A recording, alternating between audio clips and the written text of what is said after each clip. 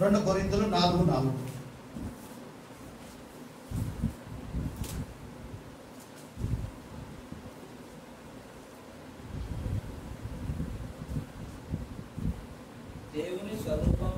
దేవుని స్వరూపి అయి ఉన్న ఒక్క నిమిషం.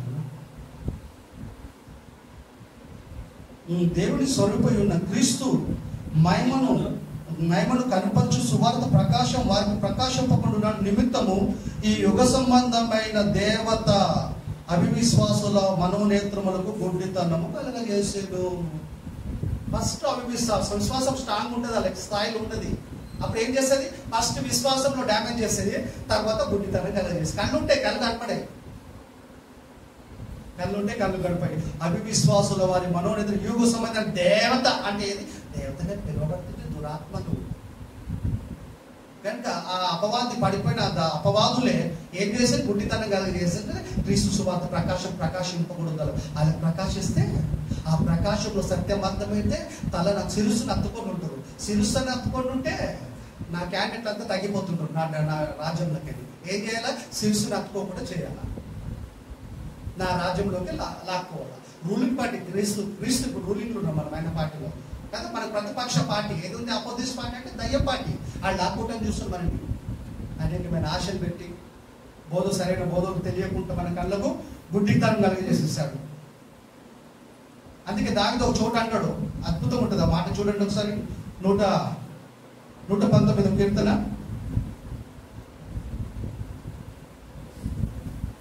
119 కీర్తన 18 వచనం ఒకసారి చూడండి. ఒకటే సెంటెన్స్ అది.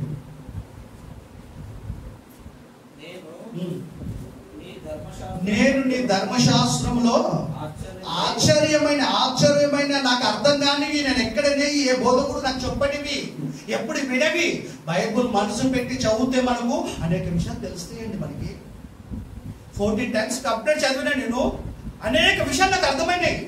తండ్రి కుమార పరిశుద్ధాత్మ కోసం వ్యత్యాసం తెలియదు నాకు. ఒకప్పుడు తలపట్టుకున్న ఎవ్వరు సమాధానం చెప్పలే. ఆ దేవుని దయ, దేవుని కనికరం వల్ల బైబుల్ చదవటం ప్రారంభించిన తర్వాత ఎన్ని విషయాలు తెలుస్తున్నాయి అంటే ఖచ్చితంగా చెప్పొచ్చు. అవతలోడు చెప్పిన బోధ రాంగ్ రైట్ అనేది కన్విన్స్ కాకుండా చెప్పొచ్చు. మనం తొందరగా పట్టుకోవచ్చు వాళ్ళని పట్టుకోవడానికి మనం చదవటం కాదు, సత్యం మనకు అర్థం కావాలా. సత్యం చెప్తే మనం ఇతరులు కొంతమందిని మారుతారండి. నీ ధర్మశాస్త్రంలో ఆశ్చర్యమైన సంగతులు చూచినట్లు నా కన్ను తర్వాత ఆయన గుడ్డోడేమనే ఫిజికల్ గా బాగుంటాడు. ఆయన కళ్ళు ఇంకా స్పాట్ ఇంకా దావిదే గుండ్రంగా ఉంటాయి. ఏంటంటే ఆత్మీయ నేతలు తెరవమంటాడు అక్కడ. ఎందుకంటే అపవాది అప్పటి నుండి ఇప్పటిదాకా గుడ్డితనం కలిగజేస్తుంది. శిష్యులు చేసింది. అందుకేసి అర్థం కాలేదు. ఎవరికి అర్థంగా ఆయన అంటే పేతురు ఒక్కైనా అర్థమయ్యాడు.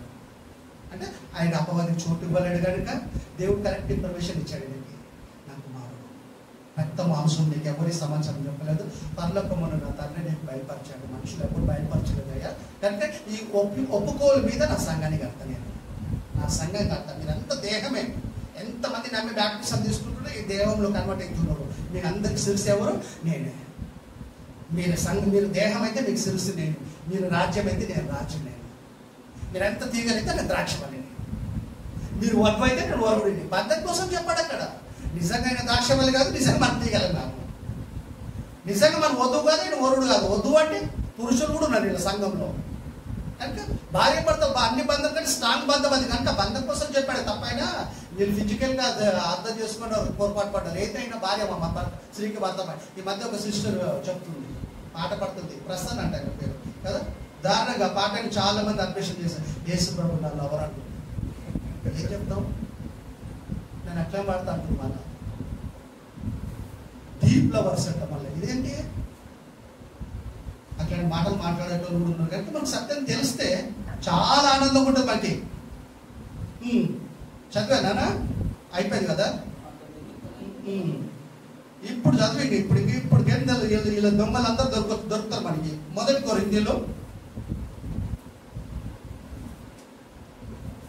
కొరింథీయులు 3వ అధ్యాయము 3వ వచనం.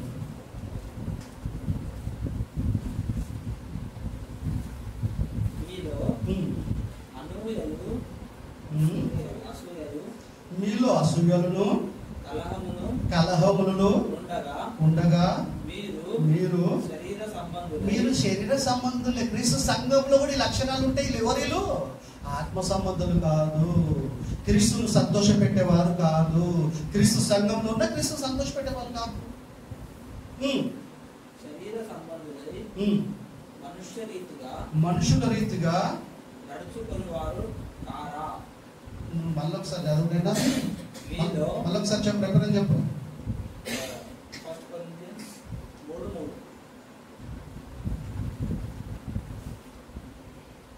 చదువు స్టార్ట్ చేయి. మీలో అసూయలు, కలహమును 3:3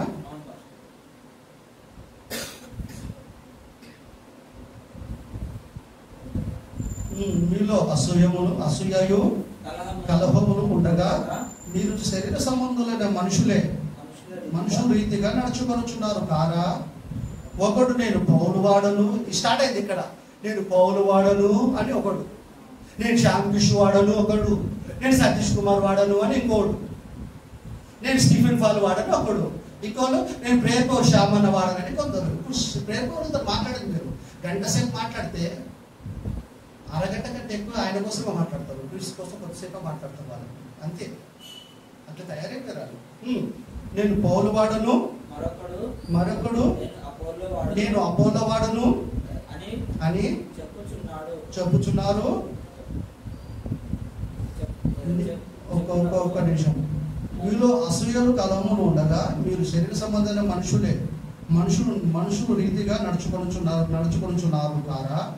ఒకడు నేను పౌలు వాడను, మరి ఒకడు నేను అపోలో వాడను అని చెప్పుకున్నప్పుడు మీరు ప్రకృతి సంబంధం మనుషులు కారా. మీరు ప్రకృతి సంబంధులే అంటే క్రీస్తు సంబంధించిన కాదా. ఆయన రక్తంలో కడగబడినా మీరు వాక్యం సరి అర్థం చేసుకోకుండా ప్రకృతి సంబంధం మనుషులాగా ఉంది మీ ఆలోచన అంతా అంటాడు. కంటిన్యూ. అపోలో ఎవడు అంటాడు అక్కడ. ఎవడు అపోలో ఎవడు, పౌలు ఎవడు? పరిచారకులే కదా. వాళ్ళు సేవ చేసే వాళ్ళ కదా. వాళ్ళకి ఎందుకు మీకు అట్లా ప్రిఫరెన్స్ ఇస్తారు? శిరస్సుని ఎందుకు వదిలిపెట్టేస్తారు? మీరు ప్రాణం పెట్టిన ఆయన ఎందుకు నిర్లక్ష్యం చేస్తున్నారు మీరు అంటున్నాడు అక్కడ. ఎవరంటారు మనది? పౌలు గారే రాస్తుండు. అపోలో ఎవడు, పౌలు ఎవడు, ఎవడని ఉందా ఎవరని ఉందా? ఎవడంటే నేను ఉన్నది చెప్తున్నా కదండి. ఎవడు అంతే. క్రీస్తు తప్ప ఎవ్వడు మన పరలోకాన్ని తీసుకెళ్ళాడు. మన కోసం ప్రాణం పెట్టింది క్రీస్తు. పరలోకం తీసుకెళ్ళాడని ఆయనే కనుక ఆయన పేరుతోనే పిలువబడాలా. ఆయనను అత్తుకొనే ఉండాలి మనము. ఆయన పేరైతే నష్టం మనకే.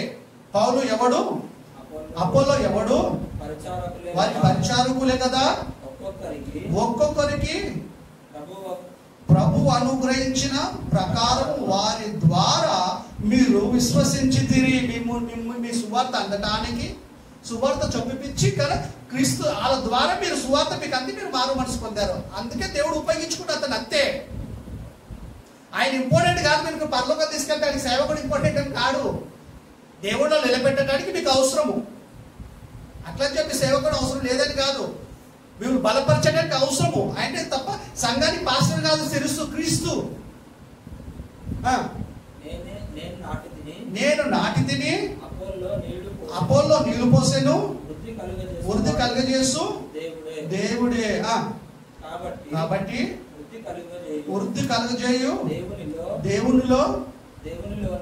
దేవునిలోనే గాని నాటు వారిలోను నీళ్లు పోయి వారిలోను ఏమి లేదు. అంతా ఎవరిదో అంటే దేవుడిలో ఉంది. జస్ట్ వాళ్ళు మీరు వాక్యం చెప్పారు అంతే. మీరు వాక్యం చెప్పుకుంటే ఆయన పేరు వాళ్ళ పేర్లు ఎందుకు పెట్టుకుంటారు మీ సంఘానికి? అప్పటికి అంటున్నాడు మొదటి శతాబ్దం. నేను పౌలు వాడను, నేను అపోలో వాడను, నేను ఆలను, నేను వీళ్ళను ఏమేమో చెప్పేసుకుంటారు. అప్పుడు అంటే వ్యక్తుల మీద అభిమానం పెరిగిపోయింది. లేకి నిజంగా మన ఫ్యాన్స్ ఎవరి అభిమానం అంటే క్రీస్తులండి మన కదా. క్రీస్తు ఫ్యాన్స్ మనమంతా. కానీ వీళ్ళు అయిపోయారు వ్యక్తుల ఫ్యాన్స్ అయిపోయారు. వీళ్ళంతా వ్యక్తుల ఫ్యాన్స్ అయిపోయిన వాళ్ళంతా పోతలు ఉంటారు. తర్వాత చూసుకుంటాం. అలానే మొదటి కొరింథీయులు రాసిన పత్రిక 1వ అధ్యాయము 10-13 వచ్చిన నెమ్మది చదువుతాను. సహోదరులారా మీరందరూ ఏకభావముతో మాట్లాడవలెనని మీలో మీలో కక్షలు లేక ఒక మనస్సుతోనూ. ఒక్క నిమిషం మేడం. 1 కొరింథీయులు 1వ అధ్యాయం 10వ వచనం కదా. చదువు. సహోదరులారా, మీరందరూ ఏకభావంతో మాట్లాడవలెనని మీలో కక్షలను లేక ఏక మనసుతోనూ ఏక తాత్పర్యముతోనూ మీరు సన్నద్ధులై ఉండవలెనని మా ప్రభువైన యేసుక్రీస్తు పేరట మిమ్మలను వేడుకొనుచున్నాను. నా సహోదరులారా, మీలో కలహములు కలవని మిమ్మల్ని గురించి లోయ ఇంటి వారి వలన నాకు తెలియవచ్చాను. మీలో ఒకడు నేను పౌలు వాడను. ఇక్కడ మళ్ళీ స్టార్ట్ అయింది. నేను పౌలు వాడను, మీలో ఒకడు నేను పౌలు వాడను. చదువునైనా నేను పౌలు వాడను, ఒకడు నేను కేప వాడను, నేను అపోలో వాడను, మరి ఒకడు నేను కేప వాడను, ఇంకొకడు నేను క్రీస్తు వాడను చెప్పుకొనుచున్నారని నా తాత్పర్యము. క్రీస్తు బడి ఉన్నాడా?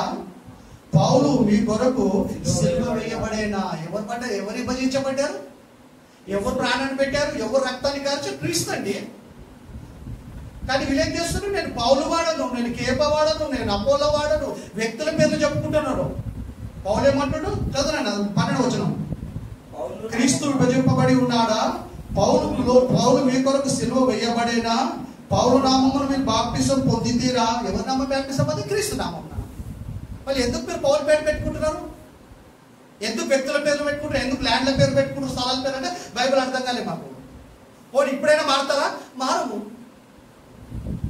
ఇలా చేతులు ఆడుకుంటాడు కదా, మనం కూడా సత్యం చెప్పి చేతులు ఆడుకోవాలా. నాకు ఆ నిర్భరాధి గురించి ఏం సంబంధం లేదు. ఉంటారా? పోతరేగా వాళ్ళ విషయం అది. దాన్ని మనం ఏమి చేయలేము. చెప్పి వదిలిపెట్టుడు తప్ప ఇది చేసేది ఇంకేముంది? ఎఫెసీయులకు రాసిన పత్రిక 5:22 వచనం.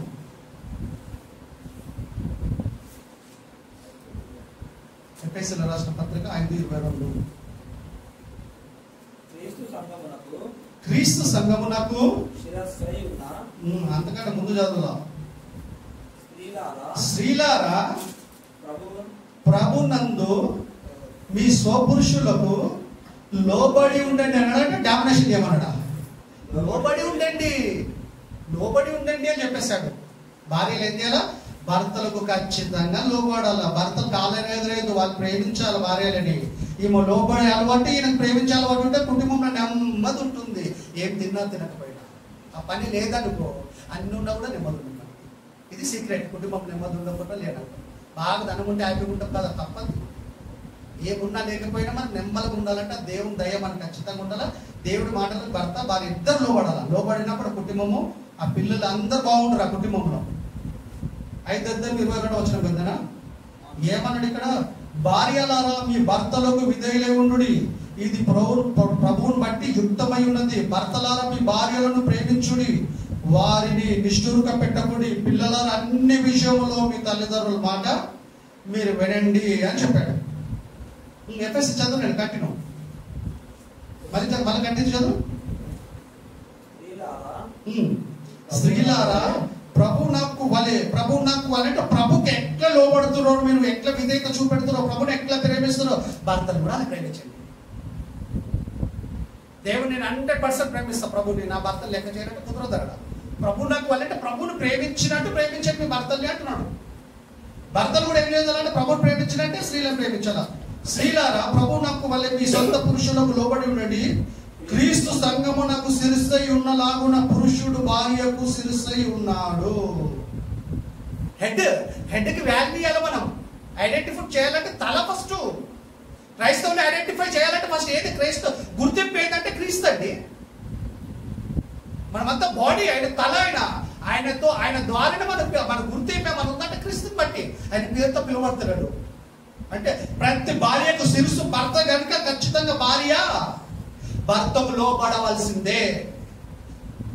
సంఘానికి శిరస్సు క్రీస్తు కనుక సంఘం క్రీస్తుకు లోబడాల్సిందే, అధికారం చేయొద్దు. సంఘాన్ని క్రీస్తు ఎలా ప్రేమించాడో భర్తలు కూడా భార్యలను అలాగే ప్రేమించాల. సంఘం ఎట్లా లోబడుతుందో క్రీస్తుకి, భార్యలు కూడా ప్రతి విషయంలో భర్తలకు అలాగనే లోబడాల. ఒకరి మీద ఒక డామినేషన్ చేయదు, ఇద్దరు కలిసి వాక్యాన్ని కనపడాలని అర్థం. చదవండి 22. స్త్రీలారా ప్రభు నాకు వల్లే మీ సొంత పురుషుల కంటే భర్తలకు లోబడి ఉండండి. క్రీస్తు సంఘమునకు శిరస్సై ఉన్నలాగున పురుషుడు భార్యకు శిరస్సై ఉన్నాడు. క్రీస్తే శరీరమునకు రక్షకుడు అయినాడు. సంఘము క్రీస్తుకు లోబడినట్లు భార్యలు కూడా ప్రతి విషయములో తమ పురుషులకు లోబడవలెను. పురుషులారా మీరును మీ భార్యలను ప్రేమించుడి.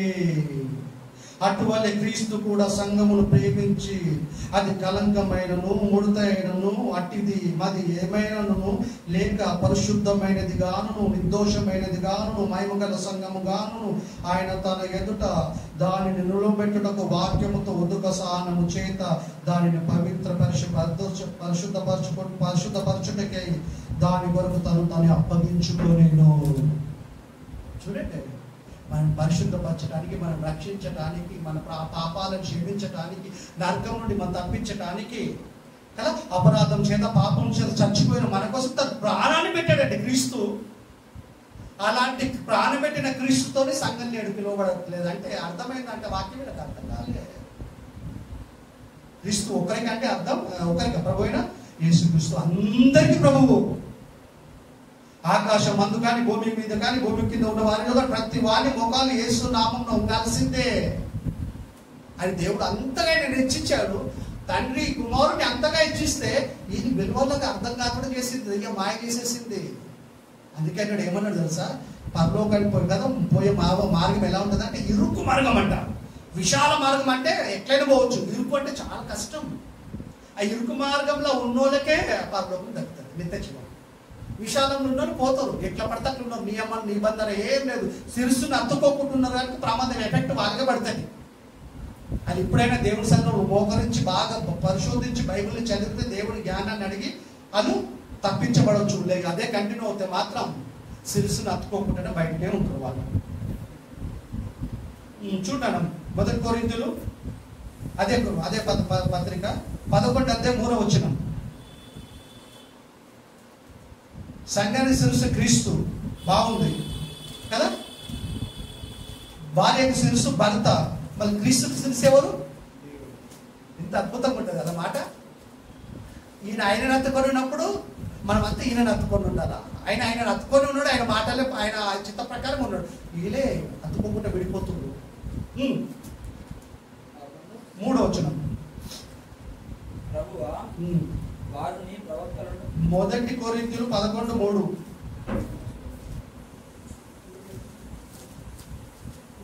1 కొరింథీయులు 11:3 ప్రతి పురుషునికి శిరస్సు క్రీస్తనియు, స్త్రీకి శిరస్సు పురుషుడనియు, క్రీస్తునకు శిరస్సు దేవుడనియు. చూడు ఎంత క్లియర్ ఉంది. దేవుడు అండి శిరస్సు. దేవుడికి ప్రతి విషయంలో కనెక్ట్ అయిపోయాడు. ఆయన అటెండ్ అయిపోయాడు కదా, ప్రతిదీ కనెక్ట్ అయిపోయాడు. తండ్రి చిత్తాన్ని కంప్లీట్ గా భూమి మీద చేశాడు. ఆయన నచ్చుకొని ఉన్నాడు. ఆయన నుండి విడిపోలే. ఆయన మళ్ళీ వీళ్ళంతా ఎందుకు విడిపోతున్నారు? వాక్యం అర్థం కాలేదని చెప్పాలి వాళ్ళకి. చూడండి, అలా ఇంకో చక్కటి మాట ఉంటుంది. 1 కొరింథీయులు సేమ్ అదే కొరింథీయులు 23వ 3వ అధ్యాయం 23వ మనకి ఎబ్రోన్ వాళ్ళం కాము, బ్యాప్టిస్ట్ వాళ్ళం కాము, రూతన్ వాళ్ళం కాము, ఎవరి వాళ్ళము మనం అంటే క్రీస్తు వారం అని బైబిల్లో చదువు. 23వ 23 చదువు. వీరా మీరు క్రీస్తు వారు, క్రీస్తు దేవుని వాడు అని ఎవరంటే ఇప్పుడు ఏమంటే నాది క్రీస్తు సంఘం, నేను క్రీస్తు వాడిని. వాళ్ళు అడుగుతుంటే నేను ఎబ్రోన్ వాడిని. నేను బ్యాప్టిస్టుని, నేను లూథరన్ని. అవునా, ప్రాణం పెట్టింది వాళ్ళే మన ఎవరు కాదే. మళ్ళీ వాళ్ళ సంఘానికి శిరస్సు ఎవరండి? క్రీస్తు. లూథరన్ కాదు కదా. బ్యాప్టిస్ట్ చర్చ్ స్థాపించిన ఆయన కాదు కదా. CSA church of South India వెస్టే అంటారు. మన వెస్టే మన వెస్ట్ మంచి భక్తిపరుడు కాదని కాదు. వెస్టే మన ప్రాణం పెట్టాడు ప్రపంచ ప్రజల కోసం లేదే. మళ్ళీ వాళ్ళ పేర్లు ఎందుకు పెడుతున్నారు? 1వ శతాబ్దంలో నేను పౌలు వాడను, అపోలో వాడను, కేపా వాడను అంటే పౌలు గద్దించాడు వాళ్ళందరినీ. క్రీస్తు నామాన్ని బ్యాప్టిజం తీసుకుని క్రీస్తు విభజించబడ్డా, నేను విభజించబడ్డానా? క్రీస్తు సిలువ వేయబడ్డా, నేను వేయబడ్డా? ఆయనే వేయబడిండు, ఆయనే ప్రాణం పెట్టాడు, ఆయనే రక్తాన్ని కార్చాడు ప్రపంచ ప్రజలందరి కోసము. ఆయనే మీకు శిరస్సుగా ఉండాలి, మనందరికి శిరస్సు ఆయనే. మనమంతా ఆయన అత్తుకొని ఉండాలి, మనం ఆయన లోబడి ఉండాలా. మన మొండం అయితే, మన బాడీ అయితే ఆయన శిరస్సు లేదు మొండంకి ఎక్కడ వ్యాల్యూ ఉందండి? తల లేకుంటే ఐడెంటిఫై చేయగలుగుతాం, మనం ఏమన్నా గుర్తుపట్టగలుగుతామా? చాలా కష్టం అది.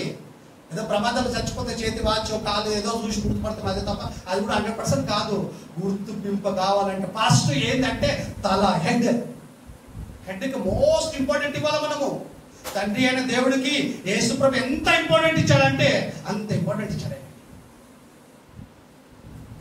చచ్చిపోయే పరిస్థితులు కూడా కదా తండ్రికి లోబడిండు. ఆయన తండ్రికి లోబడిండు.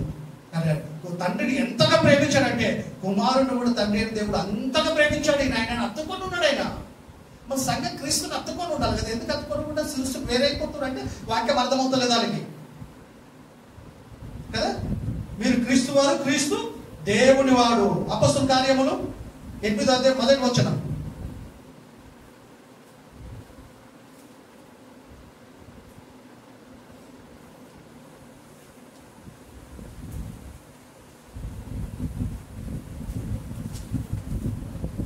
అపొస్తలుల కార్యములు 1వ వచనం. ఆ కాలమునందు యెరూషలేములో సంఘమునకు గొప్ప హింస. సంఘం అంటే మనమేనండి. ఆ రోజు ఆ ప్రజలు, ఈ రోజు మనం, విశ్వం ఉన్నంత వరకు యేసుప్రభువుని అంగీకరిస్తున్న వాళ్ళందరూ, మనం అంత సంఘము దేవుని దృష్టిలో మనం అంతా ఒకటే. అందుకే ఏకభావంతో, ఏక మనస్తత్వంతో ఒకటిగా ఉండండి, మీరు వేరుగా ఉండకండి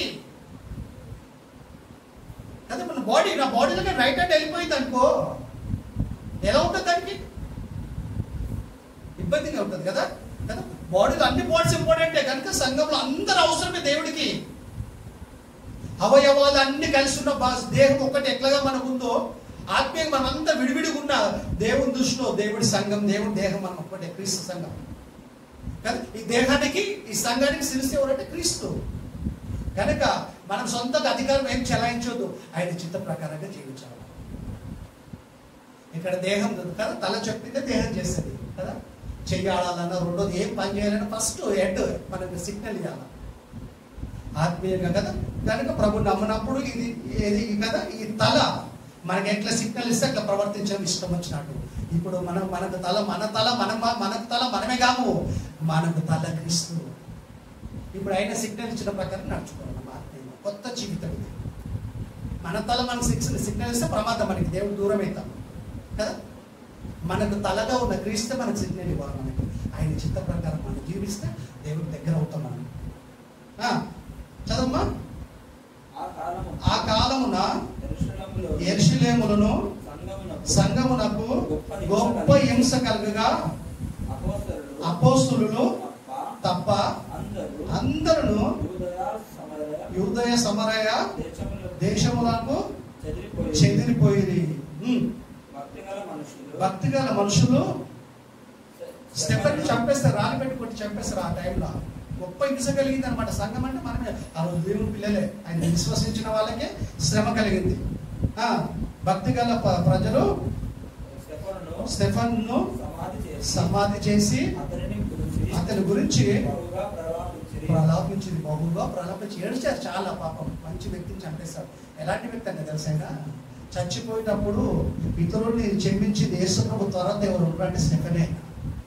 ప్రభువా ఈ నేరం వాళ్ళ మీద మోపకండి అన్నదంట మన మాట. మనం చచ్చిపోయేటప్పుడు నిజంగా గొప్ప విషయం కదా అది.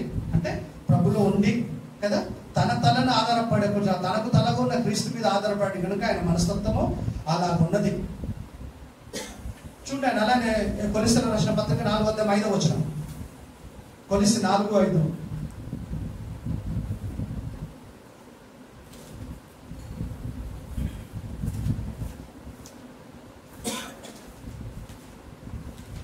కొలస్సీ 4:5.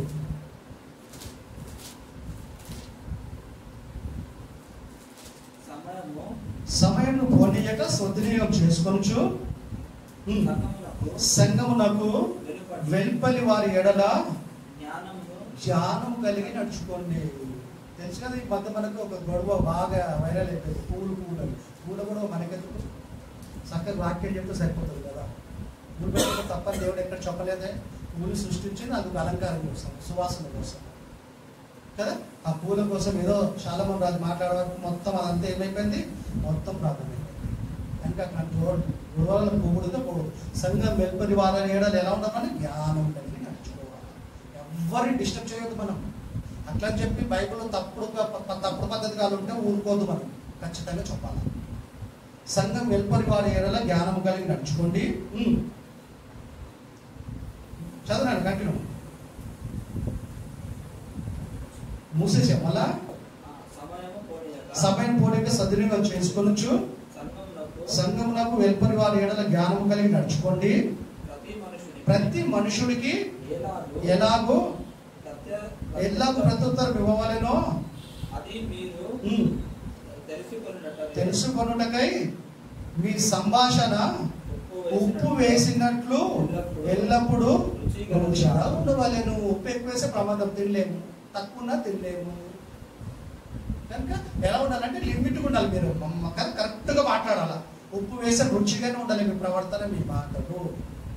అనవసరంగా ఎన్ని మాట్లాడకూడదు. మనము అనేకులకు శత్రువులను కాకూడదు. మనం సత్యం చెప్పి అయితే పర్లేదు, కానీ లేనిపోని అని పూల కూడా మనకెందుకు, ఆ ఏ పూలు ఎవరు పెట్టుకుంటే మనకెందుకు. పూల కోసం మాట్లాడాల్సిన అవసరమే లేదు. లేకపోయినా అనుకో మాట్లాడుతున్నారు, మాట్లాడి సమస్య తీసుకొచ్చి వాళ్ళ వల్ల వేరే సేవకుడు కూడా ఇబ్బంది వస్తుంది. కానీ ఈ విషయంలో మనం చాలా జాగ్రత్తగా త్వరగా 2 మాసాలు చూసుకున్న చివరిలో అపోస్తలుల కార్యము 20 అధ్యాయము 28 వచనం. దేవుడు క్రీస్తు ప్రాణాన్ని పెట్టాడండి సంఘం కోసం. మనని ఆయన ప్రాణం పెట్టే మనని కొన్నాడు, మనని రక్తాన్ని పెట్టి కొన్నాడు ఆయన. అపోస్తలుల కార్యములు 20 అధ్యాయం 28 వచనం.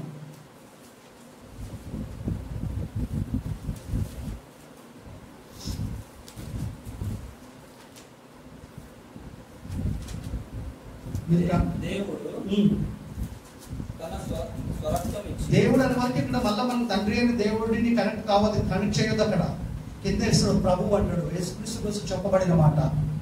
ఎందుకంటే రక్త మాంసంతో ఆయన పంపించాడు, ఆయనే వచ్చాడు మరియమ్మ గర్భం ద్వారా. కానీ తండ్రి అని దేవుడు భూమి మీద కాలు మోపలేదు. యేసుప్రభే దేవుడు అనే వరకు మన దేవుడు ఆత్మ కదా అని చెప్పి అక్కడ పోదు. మళ్ళీ మనం దేవుడు అంటే ఫుడ్ నోట్లో ఏమిస్తాడంటే దేవుడు అనే స్థలంలో ప్రభు అని ఉంటుంది, అంటే యేసుక్రీస్తు. దేవుడు తన స్వరక్తం ఇచ్చి సంపాదించిన తన సంఘం అంటే మనం ఆయన రక్తం ఇచ్చి సంపాదించుకున్నాడు మనని. మనం ఏం చేస్తున్నాం, ఆయన తల ఉండాలనుకుంటే వేరే తలను తీసుకుపోయి కనెక్ట్ చేసుకున్న వాళ్ళకి మరి అప్లై అవుతుంది, మనకెందుకు అవుతుంది. తన సంఘమును కాయుటకు పరిశుద్ధాత్మ మిమ్మల్ని పాస్టర్లు చెప్తున్న సేవకులకు మిమ్మల్ని దేని యందు అధ్యక్షులుగాను ఉంచెను. ఆ యావత్తు మందను గురించి వచనం చెప్పినా మంద వచనం నువ్వు ఇప్పుడు చదివే వచనం. దేవుడు తన స్వరక్తం ఇచ్చి సంపాదించిన తన సంఘమును కాయుటకు పరిశుద్ధాత్మ మిమ్మలను దేని యందు అధ్యక్షులుగా ఉంచెనో ఆ యావత్తు మందను గురించి మీ మటుకు మిమ్మల్ని గురించి జాగ్రత్తగా ఉండండి. సేవకులు చెప్తుంటూ రెస్పాన్సిబిలిటీ, బాధ్యత సంఘం విషయంలో ఎవరిదంటే సేవకుడండి. అందుకే సేవకుడి మాట విశ్వాసం ఖచ్చితంగా వినాల. ఏ మనస్పార్థాలున్నా మాట్లాడుకొని డిక్లేర్ చేసుకోవడం, కానీ సంఘాలను వదిలిపెట్టొద్దు. క్రీస్తును అత్తుకోవటం మానవద్దు. మీ మటుకు మిమ్మల్ని గురించి జాగ్రత్తగా ఉండండి. నేను వెళ్ళిపోయిన తర్వాత క్రూరమైన తోడేళ్ళు మీలో ప్రవేశించునని నాకు తెలియను. పౌలు చెప్తున్నారు, నాకు తెలియను. వారు మందను కనికరింపక సేవకుడు తెలియకుండా ఏ సేవకుడు వచ్చిన పిల్లలకు దయచేసి రానియకండి. నేను వచ్చిన రమేష్ అన్న అన్నాడు కదా రానియకండి, నేను రాను కూడా. కనుక మన కాపరికి తెలియకుండా ఎవరి మనం ఇన్వైట్ చేయదు. ఇళ్ళకి ఏ ఇన్ఫర్మేషన్ ఉంటే సేవకుడు చెప్పాలి మనం. ఎందుకంటే లేనిపోటీ చెప్పి చెడగొడుతుర్రు. నేను వెళ్ళిపోయిన తర్వాత క్రూరమైన తోడేళ్ళు మీలో ప్రవేశించునని నాకు తెలియను. వారు మందను కనికరింపరు, మరియు శిష్యులను తమ ఎంట ఈడ్చుకొని పోవాలేనని వంకర మాటలు పలుకుటకు మనుషులు మీలోనే బయలుదేరుదురు. మీలోనే వెళ్తారు. వాళ్ళంతా క్రైస్తవులే. మళ్ళీ వాళ్ళంతా అపవాది వాళ్ళంతా మాయ చేసి మోసం చేస్తారు కనుక చాలా జాగ్రత్తగా మనం ఉండాలా. జాగ్రత్త లేకపోతే ప్రమాదం.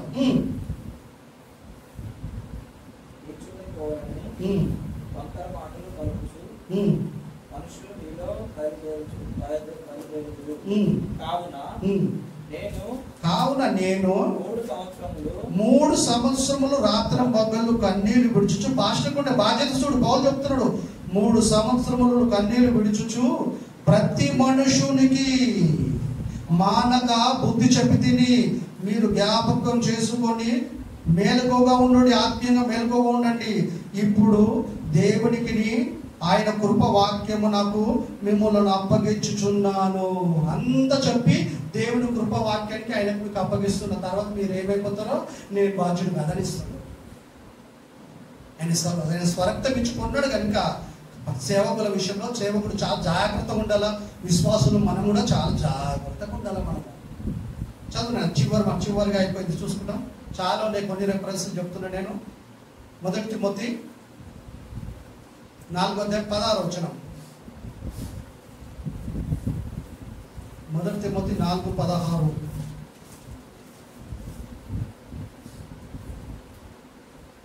ఎవడైనా క్రైస్తవుడైనందుకు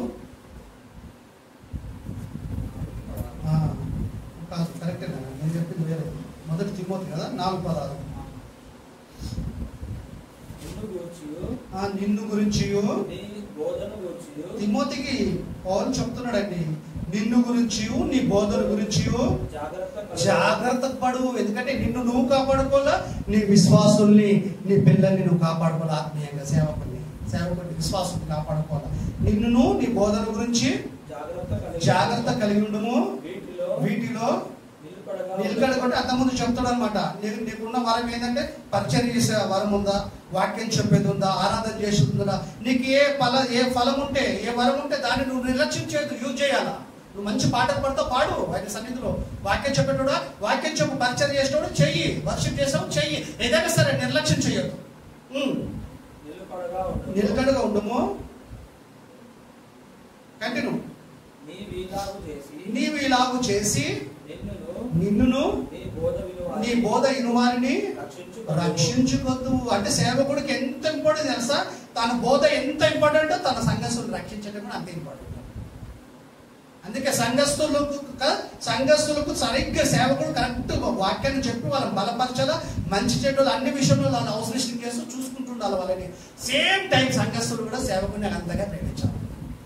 ఆయన తెలియకుండా వేరే సేవకులు కదా వంకర మార్గాలు చెప్పి ఇడుచుకోవడానికి వస్తుంటారు. మనలోకి తెలిసిన వాళ్ళే కనుక వాళ్ళని మన ఇళ్ళకి రానివ్వకూడదు. అలా చెప్పి వాళ్ళని పగబెట్టుకోమని కదా అందరితో ఉండాలి, సమాధానంగా ఉండాలా. కానీ ఎవరితో ఎంత ఉండాలో అంత ఉండాలి. కానీ తప్పుడు బోధలు సంఘాన్ని వదిలిపెట్టకూడదు. తప్పుడు బోధలు కనెక్ట్ కాకూడదు. వేరే సేవకులను ఆహ్వానించి మనం డిస్టర్బ్ కాకూడదు. చూడు తర్వాత చూసుకుంటాం. అపొస్తలుల కార్యములు 4:24-26 మొట్టమొదటిసారిగా అంత్యోక్యలో శిష్యులు క్రైస్తవులుగా పిలువబడింది. క్రైస్తవులు అని పేరు వచ్చింది మనకి అప్పుడు ఫస్ట్ టైం. అపొస్తలుల కార్యములు 11:24 వారు విని వారు ఏక మనసులై నువ్వు మొదటిగా చదవలే 26 ప్రజలెందుకు వ్యర్థమైన ఆలోచనలు ఒక్క నిమిషం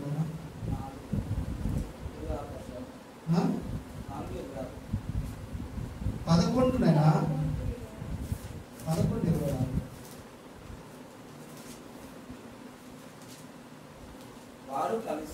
వారు కలిసి ఒక సంవత్సరం అంటే ఎంత మంచి అండర్స్టాండింగ్ ఉంటుందో మధ్యలో సంఘస్థులకు సేవకుడికి మంచి కదా ఫ్రెండ్షిప్ ఉంది. ఎలాంటి ఫ్రెండ్షిప్? ఒక సంవత్సరం కలిసి ఉందని అంటారు. ఒక సంవత్సరం అంతయు సంఘములో ఉండి బహుజనులకు వాక్యము బోధించిరి. మొట్టమొదట అంతియొకయలో శిష్యులు క్రైస్తవులు అనబడిరి. క్రైస్తవులము, క్రీస్తు వారము, మనము క్రీస్తు దేవుని వాడు.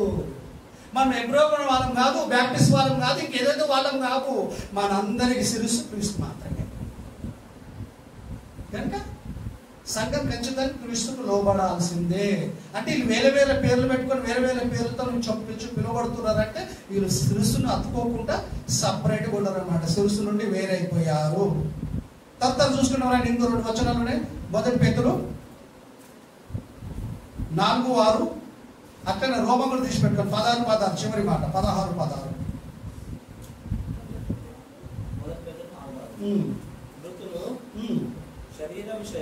మొదటి పేతురు 4:16. ఎవడైనా క్రైస్తవుడైనందుకు అనే మాట ఉంటుంది చూడడా. ఎవడైనా అంటే మనం అనుకోలే, ఎవరిదైనా అంటలేడంటే మనం స్త్రీలకు చెప్తాడు, పురుషులకు అనుకోకూడదు. దేహాన్ని వదిలిపెడితే అందరం దేవుడి కుమారులమే. కనుక అందరికి అప్లై అవుతుంది ఈ మాట. ఎవడైనాను క్రైస్తవుడైనందుకు బాధ, శ్రమన, బాధ అనుభవించిన ఎడల అతడు సిగ్గుపడక ఆ పేరును బట్టే దేవుని మహిమపరచమని. క్రైస్తవుడు చాలా ఇబ్బంది అండి. ఇప్పుడు మా కుటుంబంలో లేకపోతే కదా ఆ బాధ ఏదో నాకు తెలుసు. అట్లా అనేక మంది కుటుంబంలో ఒక్కొక్కరే ప్రభుత్వం నమ్ముకోవడం వల్ల చాలా ఎఫెక్ట్ పడుతుంది. మానసికంగా చాలా బాగుపోతుంది. ఎంత బాధ అయినా పర్లే, ప్రభుని విడిచిపెట్టొద్దండి. మనం పడలే, ఏం పడిగిన పర్లే, ప్రభుని విడిచిపెడతా మాత్రం నిత్య జీవాన్ని కోల్పోతాం. మనం 2 రోజులు ఉంటుంది బాధ. మనకు ఉండని బాధ వస్తుందని చెప్పేసి మళ్ళీ ఎవరినో కన్వర్ట్ చేస్తామని చెప్పి, ఎవరినో ఇంప్రెస్ చేస్తామని చెప్పి అమ్మను నాన్నను మళ్ళీ పోయి వాళ్ళతో కలిసి లోకంలో కలిసిపోతున్నాం. బాధ ఇస్తే కానీ బాధిస్తాను. బాధ అన్నింటిలో దేవుడు కృప ఉంటుంది. దేవుడు ఆదరించినట్టు మనని ఎవ్వరు ఆదరించరు. అమ్మ నాన్న ఎవ్వరు ఆదరించరు మనని. దేవుడు మనని ఎక్కువగా ఆదరించారు. ఆయన మాటలు చదివినప్పుడు, ఆయన మాటలు విన్నప్పుడు, ఆయన మాటల గురించి ఆలోచించినప్పుడు, ధ్యానించినప్పుడు ఉండే తృప్తి ఎవరి మాటలు దొరకదు మనని. కనుక ఎవడైనా క్రైస్తవుడు అయితే బాధ అనుభవించిన ఎడలా కదా సిగ్గుపడద్దు. అస్సలు క్రైస్తవుడు అయినందుకు కొంతమంది క్రైస్తవులు చెప్పుకోవట్లేదండి. కొంతమంది కొన్ని కుటుంబాలను చూసిన నేను, పిల్లలకు స్కాలర్షిప్ వస్తుందంట. ఏం చేస్తారు తెలుసాలు, రాగానే అన్ని తీసేస్తారు. ఎంఓఆర్ఓ చెకింగ్ వచ్చినప్పుడు లాస్ట్ ఒక ఇట్లా చేసిందంట, తీసేసిందంట, అన్ని తీసిందంట. చాలాసార్లు నాతో ప్రేయర్ చేయించుకుంది. మళ్ళీ వేరే చర్చికి వెళ్తారు, అన్ని తీసేసిందంట. పక్కింట్లో చెప్పారు. ఏం మర్చిపోయిందని తెలుసా, ఇంట్లోకి ఎంట్రీ కాగానే బైబిల్ ఉందంట. బైబిల్ ఒకటే మర్చిపోయేట. అన్ని తీసిందంటే బైబిల్ తీయలేదంట. వచ్చి చూసిందంట. అమ్మ మీరు క్రైస్తవులే కదా, రిజెక్ట్ చేసి పోనీ. నేను మొన్న ఎంఆర్ ఆఫీస్ పోయినా, మీ క్యాస్ట్ ఏంటి అన్నాడు. BC, sub caste, Mudiraju, religion. నేను హిందూనే కానీ ఇప్పుడు క్రైస్తవుడు అయిన నేను, పాస్టర్ని నేను, నాకు బీసీసీ సర్టిఫికేట్ కావాలని అప్లై చేసిన. ఇన్కమ్ సర్టిఫికేట్ ఇచ్చాడు కానీ క్యాస్ట్ సర్టిఫికేట్ రిజల్ట్ చేశాను.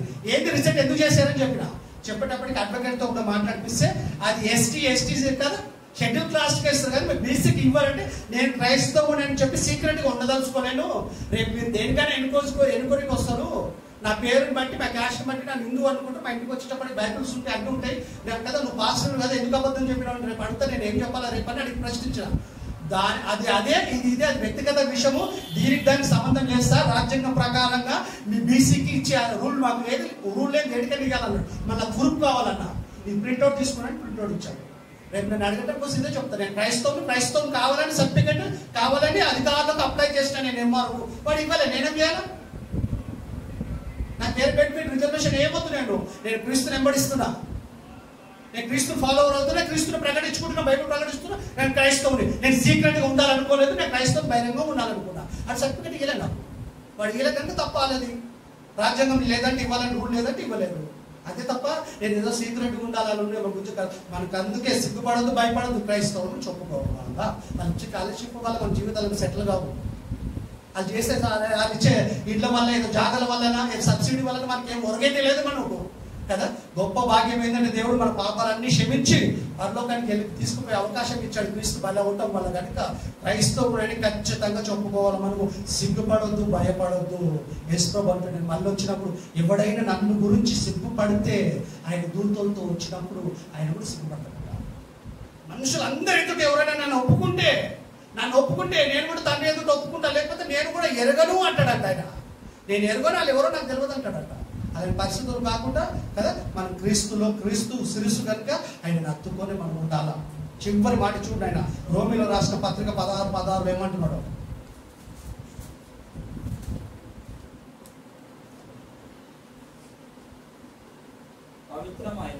పవిత్రమైన ముద్దు పెట్టుకొని ఒకరికి ఒకడు వందనములు చెప్పుకోండి. క్రీస్తు సంఘములన్నీ,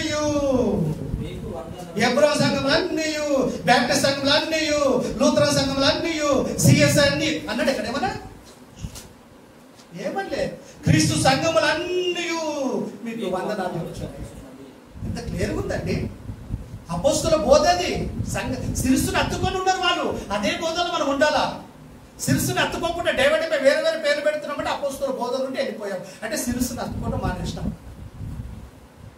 ప్రకటన గ్రంథం కూడా మొదటి చూడండి, 1వ వచనం, మొదటి అధ్యాయం ప్రకటన గ్రంథంలో 10వ వచనంలో 7 సంఘాల కంటే ఆ సంఘాలు 7 పేర్లు చెప్పండి. సంఘాల పేర్లు కాదు, ఆ ప్రాంతాల లొకేషన్స్ పేర్లేవి. లవోదికయ, ఫిలదెల్ఫియా అనేది ఆ ప్రాంతాల పేర్లు తప్ప సంఘాల పేర్లు కావవి. అవి సంఘాల పేర్లు అయితే ఇప్పుడు నేను చెప్పడం అబద్ధమవుతుండే. క్రీస్తు సంఘములన్నీ మీకు వందనాలు చెప్తున్నాయి. క్రీస్తు సంఘములన్నీ మీకు వందనాలు చెప్తున్నాయి. సంఘాన్ని శిరస్సు క్రీస్తు ప్రాణం పెట్టింది ఆయన తన స్వరక్తం ఇచ్చి కొన్నాడు మనని. పాపముల చేత అపరాధం చేత చచ్చిపోయిన మనని బ్రతికిచ్చాడు ఆయన. మన శిక్షణ ఆయన భరించాడు. అలాంటప్పుడు ఆయన పేరు పెట్టుకొని పిలవకుండా ఇంకో పేరు పెట్టుకుని ఎంత ధైర్యం పడి ఇలాగే చూడండి. అదొక్కటే వచనం చివరిలో ప్రకటన గ్రంథము 1వ అధ్యాయము 10వ వచనం.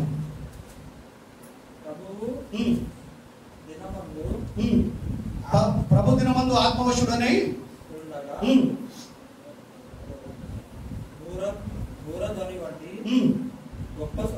గొప్ప స్వరము నువ్వు చూచుచున్నవి పుస్తకములలో రాసి ఎఫెసు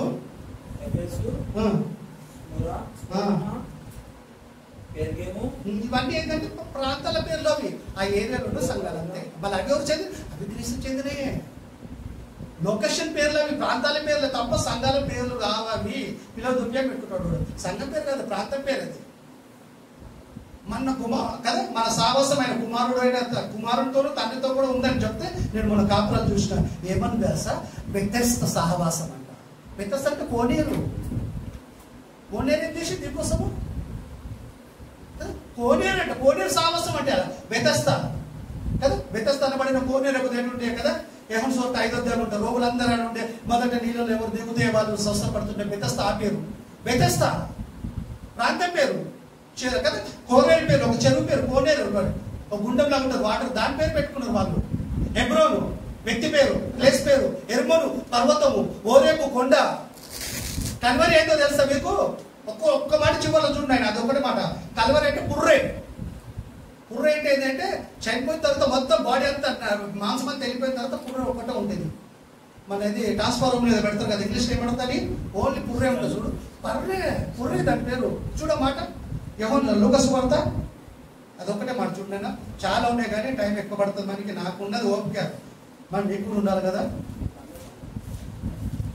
మత్తయి లూకాసు వార్త 23వ అధ్యాయము 33వ వచనం. అన్నిలు డెడ్ బాడీని తగలబెట్టేటప్పుడు వాళ్ళు చేస్తారు. వాళ్ళు ఎప్పటిదాకా ఉంటారు తెలుసా సెంటిమెంట్ అంటే కపాలం పగలేరు ఇంకా అంటాడు. అంటే పట్టి మరి సప్పుడు వస్తుంది అంట, నెత్తి పగులుతుంది అంట మట్టి పెట్టినప్పుడు. ఎందుకంటే పోయాను అందులోకైనా వచ్చినా కనుక తెలుసు, చాలా మంది మనం అందులోకైనా వచ్చాం కనుక. అది పగలదాకా పోరు వాళ్ళ సెంటిమెంట్.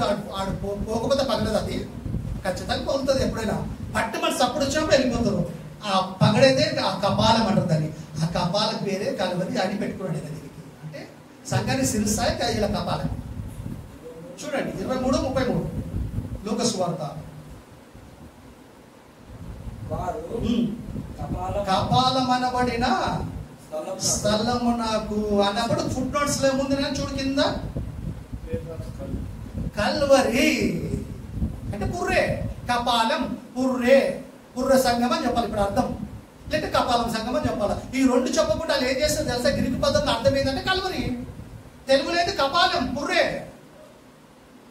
కల్వరి దర్శనం, కల్వరి సంఘం అంటే క్రీస్తు సంఘానికి శిరస్సు అయితే క్రీస్తు పేరుతో పిలవాల్సిన సంఘాలు, క్రీస్తు పేరు పెట్టుకోవాల్సిన సంఘాలు, క్రీస్తు పేరుతోని క్రీస్తు పేరును ఉచ్చరించాల్సింది పోయి పుర్రెలను ఉచ్చరించుకుంటున్నారు, స్థలాల పేర్లు ఉచ్చరించుకుంటున్నారు. అంటే సంఘానికి శిరస్సు క్రీస్తు అయితే క్రీస్తు శిరస్సును అత్తుకోకుండా సపరేట్గా ఉన్నారు కదా.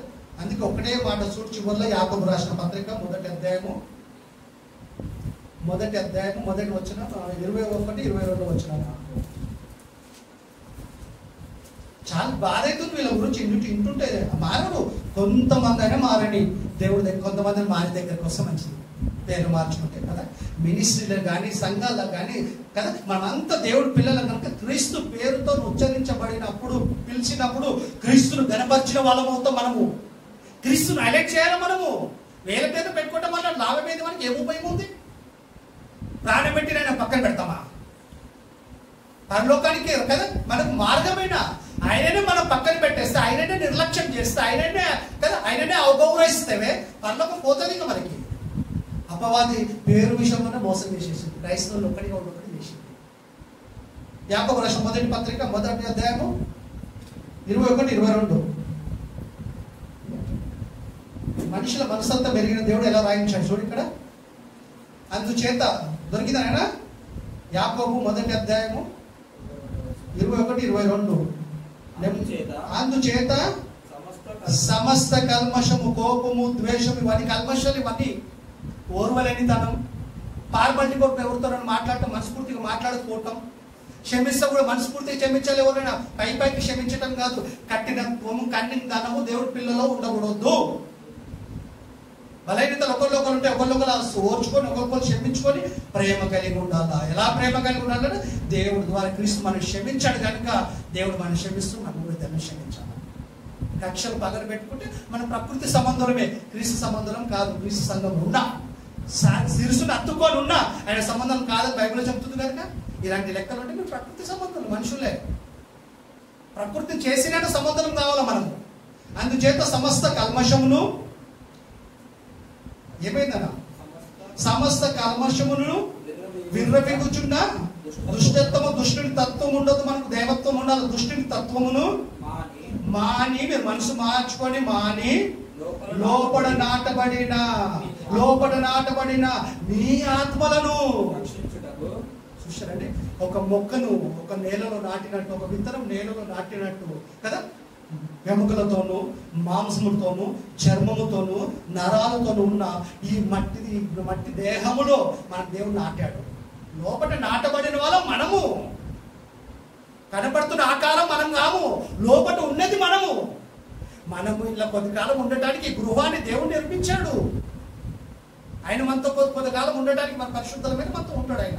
అంతే తప్ప కనపడుతుంది నేను కాదు, నా ఆకారం, మన అందరి ఆకారంగా కనపడుతుంది. అసలు పర్సన్ ఎవరో తెలుసా? ఆత్మ అండి. కనపడుతుంది ఆయన స్వరూపం అంటే ఆత్మ.